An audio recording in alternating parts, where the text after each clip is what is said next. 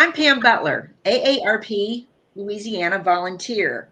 I volunteer with the communications activities and the AARP Louisiana Speakers Bureau to bring special programming to members. Today I'm joined by Brad Hassert, Compliance Director for the Louisiana State Licensing Board for Contractors. Brad, thank you for joining me today. I'd like you to tell us a little bit about the Contractors Licensing Board and what you do. Sure. And we're glad to be here today, and we want to make sure everybody gets some information to help them in upcoming projects or repairs from any weather event or anything that's happened to their home or their business for that matter. The licensing board ensures that those folks who you would be contracting with are properly licensed, and the benefit of that is there's some type of trade exam or some skill or proficiency exam to show that they know what they're doing. One of the other benefits specifically with that is these folks that you would contract with who are licensed, that we can identify who they are in case your project does go sideways any kind of way. Instead of just saying Joe down the street who drives a blue pickup truck did my work, you can identify these folks by license number, and we know that they're a real business entity, and we know how to find them, and we should be able to serve processes on them if it comes to that point.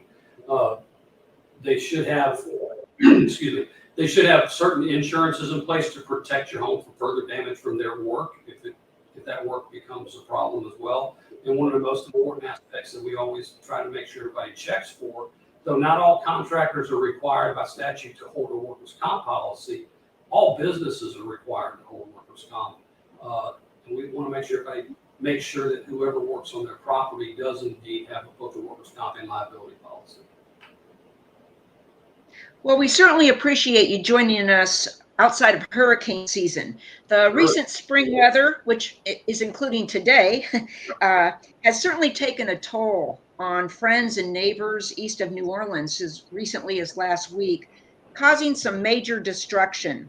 Some families have a rebuilding journey. We know the crooks and fraudsters are already doing their dirty work.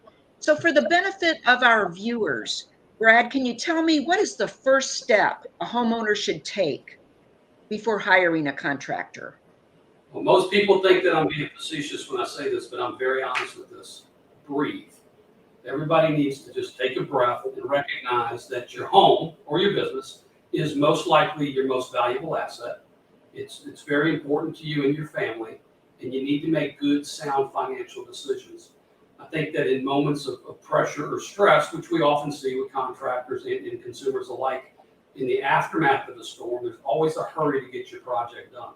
While I recognize the importance of that personally as well as professionally, if you don't go into this with a business mindset, often your project very quickly gets away from you and you end up spending a ton of money that's not necessary, and you're delayed further getting back into your home. So that I think would be first. Second, we recommend very strongly that you get some estimates from licensed contractors. Those folks who have had damage should recognize the value of that, and we talked about that just a minute ago. It's very challenging to deal with an insurance company to begin with, but the insurance companies are much more comfortable, and sometimes they won't even make payments to an unlicensed contractor. Depends on who the insurance company is and the length of the policy in play. So we say get you 2 to 3 estimates from a licensed contractor. Make sure that your estimates are very specific in scope. We see people that have problems sometimes that come in and say, that my contractor did this and did that, and we're having problems. And we'll look at the contract, and it would be for a $100,000 repair or renovation. And it typically says something like restore home. That's not very specific, and then people get taken advantage of in that way. Restore home means so many things to so many people. It's very arbitrary and subjective. We would say restore home to prior condition to include 8-foot French doors off the living room, painted white, 4-inch baseboards throughout the home. A wood laminate type flooring, or at least let the consumer pick out their own flooring within a flooring budget.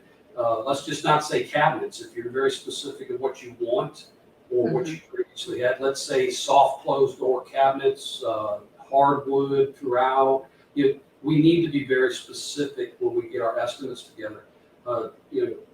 Cabinets, for example, they can run from $40 a linear foot to $400 a linear foot. I mean, it's Wow. very easy for that to get sideways, and more if you go to the custom realm. But if you just say restore home and it says replace cabinets, if you don't have a guy or girl with high levels of integrity and some standards behind them, they very well may run down to the discount store and buy some $40 a foot cabinets to replace your $300 a foot cabinets. Specificity, I guess, is very key to making sure you get what you pay for. Some of the other things that we strongly encourage folks to do is we talked about insurance just a moment ago. Liability and workers' comp insurance is issued the same way as a car insurance policy is. So you buy a policy for a period of time, typically 1 year. Most of those policies require a monthly payment, specifically workers' comp does. To come up with a certificate that says I have insurance for a year means that you've at least made one payment on it, but it doesn't mean subsequent payments have been made, and that policy may no longer be in effect. So we do strongly recommend and urge everybody to pick up the phone and call that insurance carrier, the company itself, and ask how long is this policy currently good for? Is it paid through the month of March? Is it current through July? Those things are really important. I apologize again. So just presenting a piece of paper doesn't make it real. The same thing we run into sometimes in this day, it's very easy to duplicate or replicate a license or any document. We get cases of false licensure all the time where they have somehow acquired a legitimate company's license and they've just changed the name on it. We want you to verify. Our website, which I think y'all have posted, and our phone app is available as well. You can verify that licensure. So if license number 1234 is legitimately registered to Brad's Concrete, if you come back with it and you verify that and it comes back to Tom's Remodeling Services, there's a problem there. So we need to verify you know who you're dealing with. And that's not anything we can help you with. The unfortunate part here is this is such truly a business venture, and there's so much money involved in that we need the consumer to do their very best to manage their project effectively so they can control their outcome. Never give the reins to the contractor to handle your project. The contractor works for you. You don't work for him. You don't work under their timetable. You guys, you do contract type things for your home or your business. You need to be very clear on what your expectations are and what the schedule is and what the payments are. If they seem unreasonable to you, like your mama always told you, it is. So, you have to control that. Sometimes we come into some problems or some concerns where a contractor asks for what perhaps I would think is a large sum of money as a down payment. We don't recommend a large percentage as a down payment. I think it's entirely reasonable in the times that we're in to give a 15, 20% down payment to purchase material, etc. But at the same time, let's be cautious of the fact that if that money is specifically designated by your contractor to purchase material, that you receive that material, or out some kind of way that there's some proof involved that the material has been paid for, so you don't end up with a lien on your project later from the material supplier. A 40%, 50% down payment, this agency believes that is totally ludicrous. So if you're asking for a 50% down payment on a $25,000 project, I find it very challenging to believe that a contractor who does not have the fiscal ability to carry $12,000 for a couple of weeks is in a position to finish your project. Not all of them are that way. I'm not painting the small guys who are just starting out with a bad brush, but let's pay attention to that. That's a very clear indicator of forthcoming fraud or some problems that are going to happen. Contracts. I keep saying contracts. Contracts are so vitally important. We find so many times that people are taken advantage of because your contractor presents well. They talk very quickly, very smoothly. They're very convincing. So many large projects end up with no contract. It's a verbal contract, which of course is binding in Louisiana, but there's a lot of issues that go along with that. It's a matter of what I believe it meant versus what the contractor believed it meant, and then ends up in a court battle. And that's really no way for anyone to prove anybody's right or wrong. So we always recommend a written contract. And again, we said as specific as it can to what the scope of work is, what that's going to entail, as well as a timeline. An open-ended contract isn't really good. We'd like to see you get a contract in place that says my project will be completed within X number of days, with X number of days allowed for rain or weather or materials or whatever. On that note, materials are problematic out the country at this time. So I've personally been waiting for a garage door for 9 weeks. So it's kind of where everybody is. That's the norm. That's the norm. So try to be cognizant of that going into your dealings with your project, your home, that these delays are out of your contractor's hands. But make sure that they communicate with you, and let's not pay for anything that you're not going to get or you don't think there's any hope that you're truly going to get. The other part about contracts I'd like to talk about real quick to protect yourselves and your money is most projects that are significant in size, there's a payment schedule. In the industry, it's called a draw. So if I do X, Y, and Z at such a point, I'll get a certain percentage of the entire project value.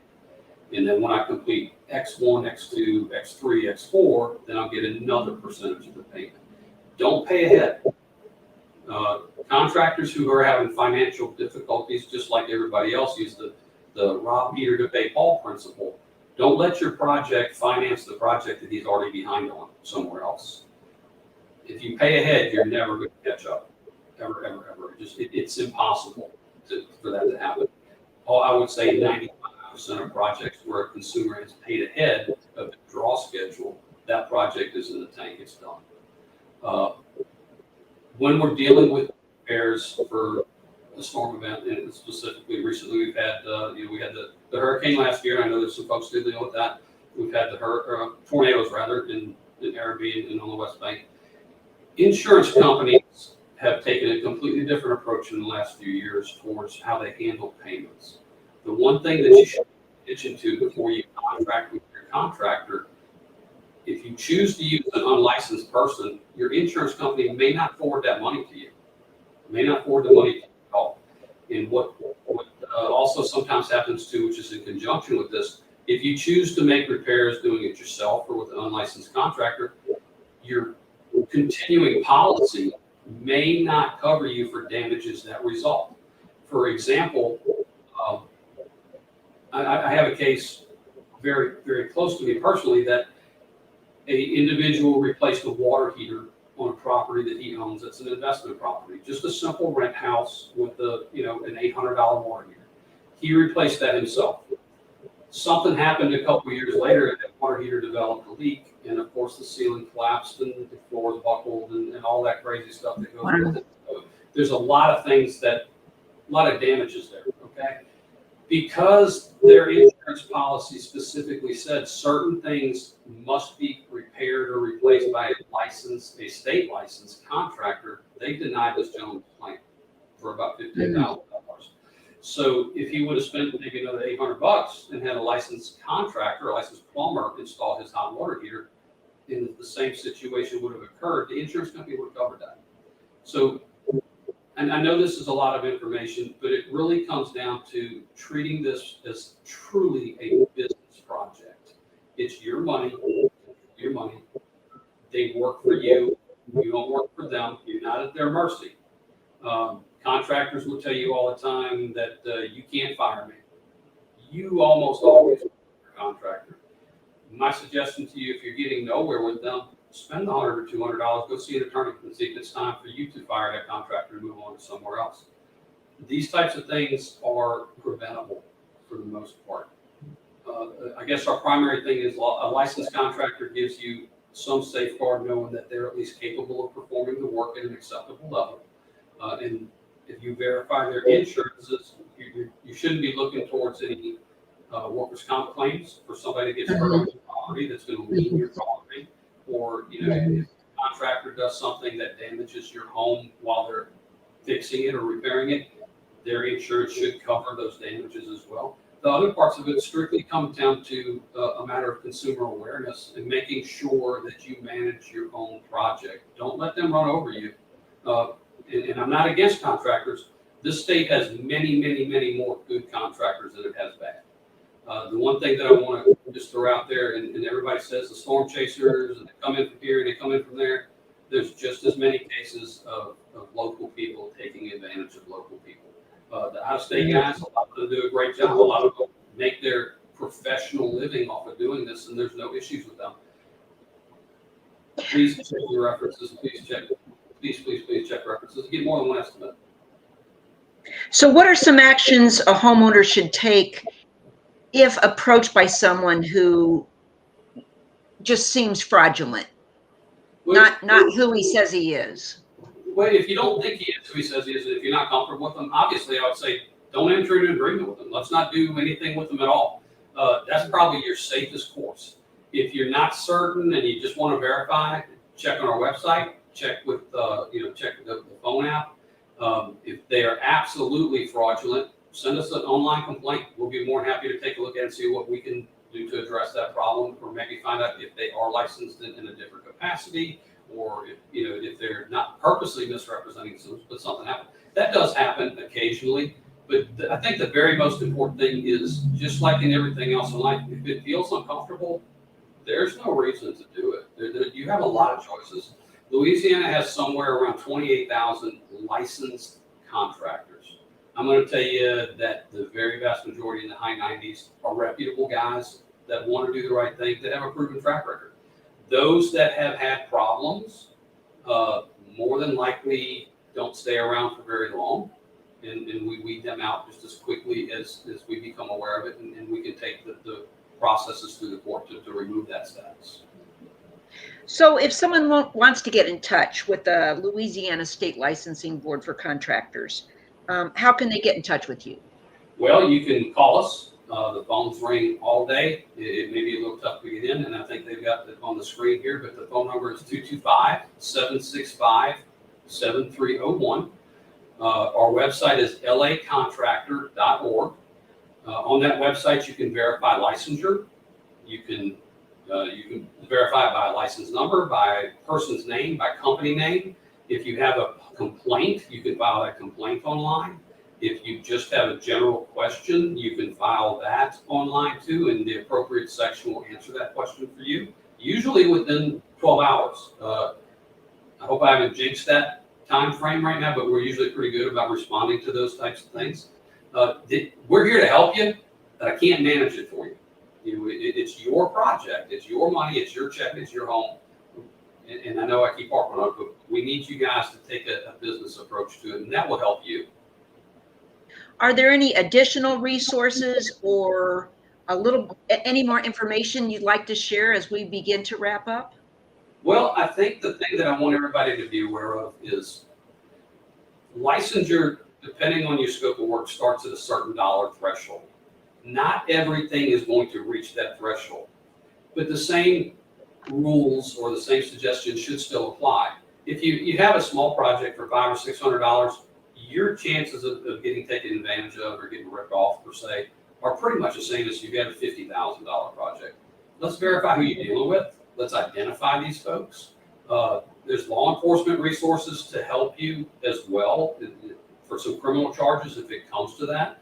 A criminal conviction almost always necessitates, and it is mandatory for a restitution phase to the victim. That's the strongest thing that you can do. Of course, a lot of things can go to a civil court where you could sue that contractor or sue that individual. The problem with that, as I think we all know, is that that's very time consuming and it's somewhat risky. Con men have a very good way of hiding their money where it's inaccessible. So even if you are awarded a judgment in your favor, you may not be able to collect that.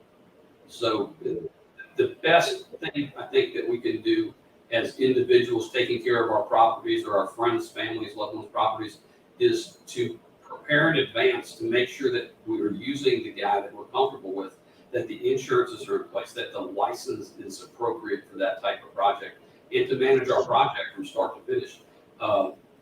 Ms. Pam, we talked earlier about some things that I could share with you, and if I could just give you at least one little story here, is absolutely. There's no comparison between a residential project and a $5 billion industrial project. I think we can agree with that. But the industrial commercial guys on big projects, the owner of that project often hires a project manager or construction manager to oversee that project in its entirety. They don't direct the work of the contractor, they don't do any contractor work, but they make sure that when the contractor bills for 5,000 feet of piping, that you got 5,000 feet of piping. So they're kind of the owner's representative to work through this contract. As an individual homeowner or small business owner, you need to be that project manager. You need to be that person that keeps over all the invoices and make sure. Before I pay draw number one, it says that he will have completed the trim in the living room, the master bedroom, and the the common bath. If that trim's not complete, don't pay him. Don't pay him, or at least reduce it after what it is. Most contractors, especially dealing with your insurance company, are going to use a program per se. The most common one is called Xactimate. Xactimate is going to tell you room for room, scope of work per scope of work, what they're charging the customer. It's going to say it's X number of dollars per square foot of drywall removal and replacement. It's X number of dollars to put down trim or baseboard. It's X number of dollars to replace a bathroom fixture. If those things aren't done, don't pay the guy for that. There's no reason for you to. He hasn't performed at work. If you go to the grocery store and they don't have eggs, you're not going to pay for your eggs and hope that they come in later. I think your chances of getting the eggs from the grocery store after you paid for them are much greater than getting something out of a contractor that you've already paid for, that you don't have.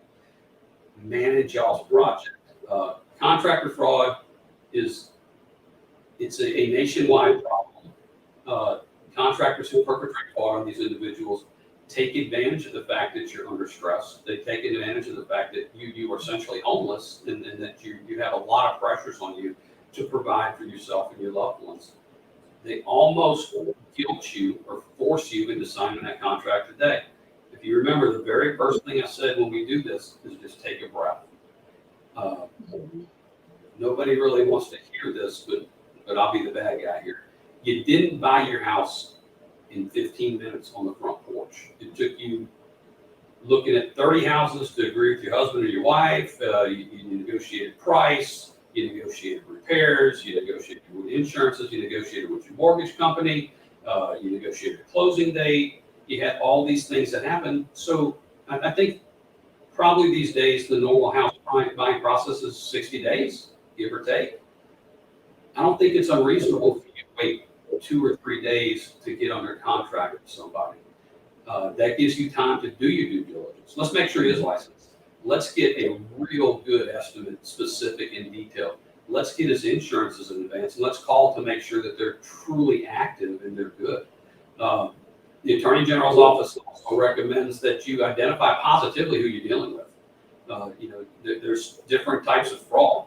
A good licensed company may be being used as a front for a con man. They're an impersonator. They may be somebody who's not associated with big company A, who just uses their contract, who uses their license number, who uses their insurance, but they're no part of that company. Even if you pay them by check, company A, somebody somewhere is going to cash that check, and your money's still gone. So let's identify who it is. I recommend, honestly, ask them for a picture of their photo ID. I mean, they didn't walk to your house; they drove. They should have a driver's license. Let's take a picture of their driver's license. That should be a realistic identifier. We do recommend that you take a picture of their vehicles. Take a picture of their vehicles with their logos and their markings on it if they have such things on there. Certainly take a picture of their license plate. Anytime you sign anything with somebody different, whether it's approval or a change order or an acceptance of work, let's identify who these folks are. They hide in plain sight only for the simple fact that most of the times we can't identify them.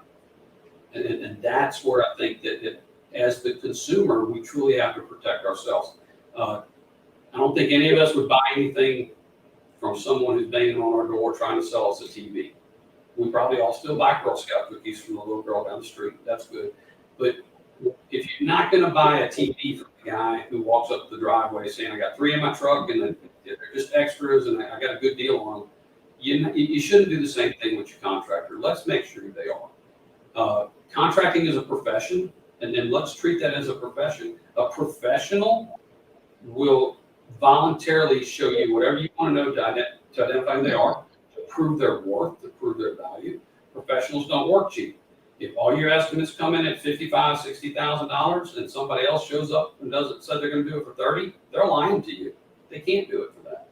If they can do it for that, you're going to get substandard materials, you're going to get substandard workmanship, or what's going to happen is they're going to go halfway through your project and they're going to raise your price.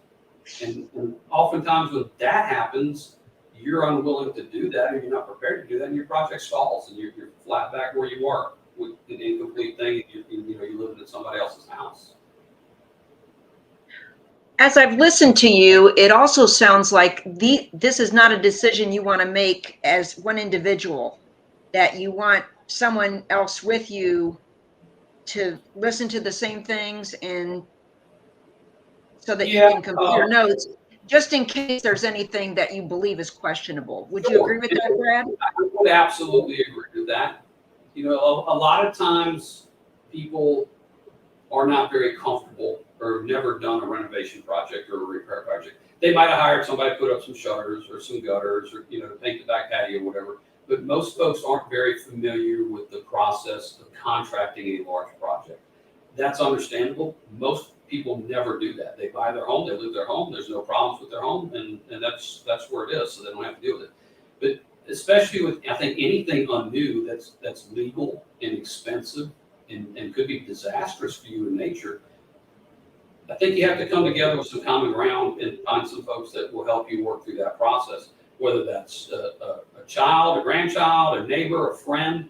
And I'll be honest with you, larger projects, I always recommend, and large is, I guess that's subjective as well. What might be large to me might not be large to you, but anything that I would consider to be a large sum of money, I try to run everything by an attorney. And I know that we hate attorneys and we hate to drag them into our lives, but if they're your client or you're their client, they're supposed to be protecting you, and they do. And they'll tell you, hey, this clause here, this isn't good for you. Let's maybe reward that or take that out. If it's just too good to be true, it always is. And that goes back again to, let's get some different estimates. Comfort level is extremely important. Like you said, if you're not comfortable with your contractor, you're never going to get along. You're not going to find a way to work this together. And it is truly working together. It really is. It really is. Well, Brad, on behalf of AARP Louisiana, I want to thank you so much for joining us today and all of this valuable information. And to our viewers, to remain vigilant. If you spot a scam, definitely report to local law enforcement, but you can also get some help from AARP by visiting the AARP Fraud Watch Network. That's at www.aarp.org/Fraud Watch Network, or call the AARP Fraud Watch Network helpline at 1-877-908-3360. So we want everybody to stay safe in this unsettled spring weather. And on behalf of AARP Louisiana and the Louisiana State Licensing Board for Contractors, thank you for joining us.